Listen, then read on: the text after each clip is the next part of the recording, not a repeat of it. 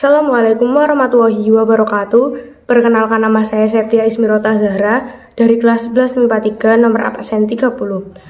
Pada kesempatan kali ini saya akan menyampaikan ceramah yang berjudul Perempuan dan Pendidikan.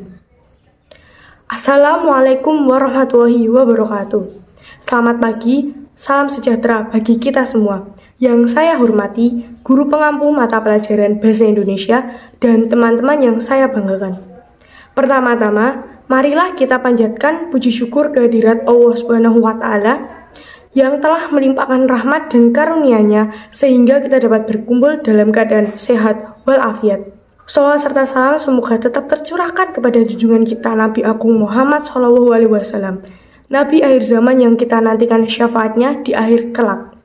Teman-teman yang saya banggakan, saya ingin sedikit bercerita. Sewaktu saya pernah ditanyai oleh salah satu kerabat tentang rencana setelah lulus SMA.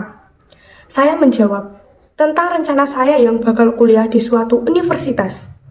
Tidak disangka respon dari kerabat saya malah begini. Ngapain sekolah tinggi-tinggi? Ujung-ujungnya juga bakal balik ke dapur.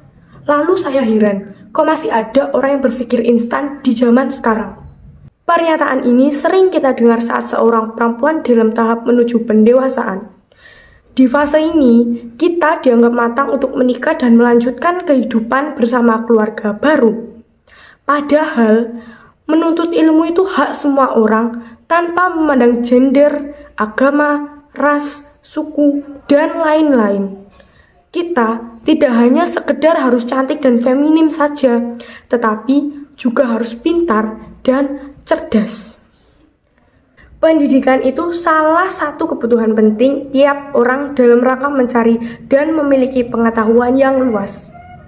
Saat ini, tidak jarang masih kita temukan stereotip gender tentang tidak pentingnya pendidikan yang tinggi bagi perempuan oleh sebagian masyarakat.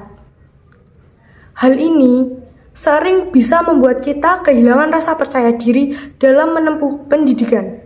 Mungkin teman-teman pernah mendengar ungkapan bahwa seorang anak yang cerdas terlahir dari ibu yang cerdas juga.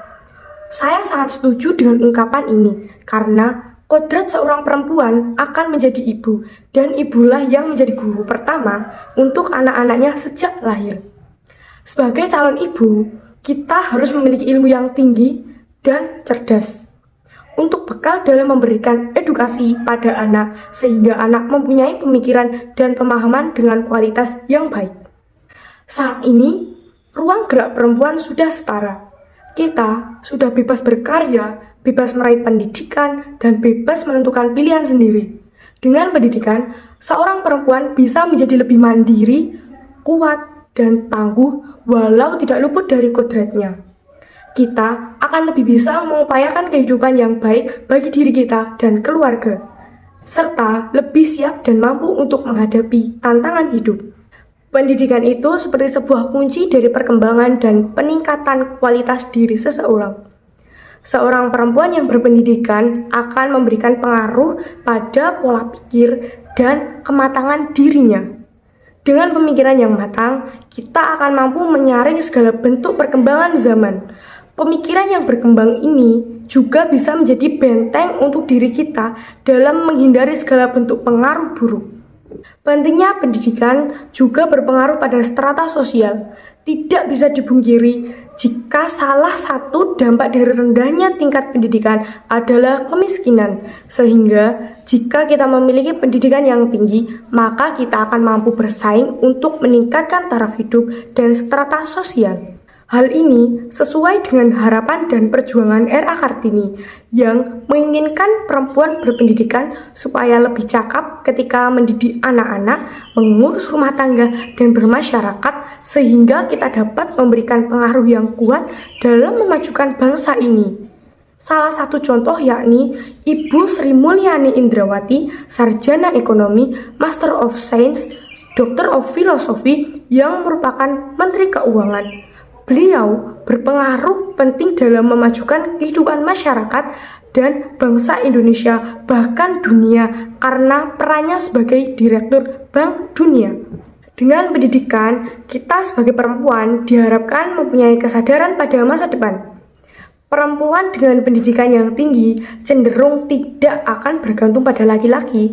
Apalagi di era revolusi industri 4.0 yang ditandai dengan perkembangan teknologi ini, kita dituntut untuk lebih mandiri dalam menjalankan segala aktivitas. Dengan pendidikan yang tinggi, kita akan mendapat banyak sekali manfaat, antara lain mampu melahirkan anak-anak yang cerdas.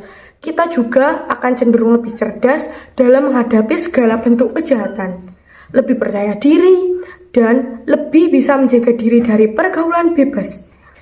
Pendidikan sebagai kunci penguatan peran perempuan harus diakui kebenarannya dan semakin terasa keberadaannya. Seperti yang pernah diungkapkan oleh salah satu presenter berita ternama Najwa Shihab, bahwa tidak ada pemberdayaan lebih kekal berkelanjutan tanpa melibatkan perempuan. Teman-teman, semoga apa yang saya sampaikan kali ini dapat menumbuhkan semangat kita sebagai perempuan dalam menempuh pendidikan setinggi-tingginya. Mohon maaf apabila ada kesalahan kata, dan terima kasih atas perhatiannya. Wassalamualaikum warahmatullahi wabarakatuh.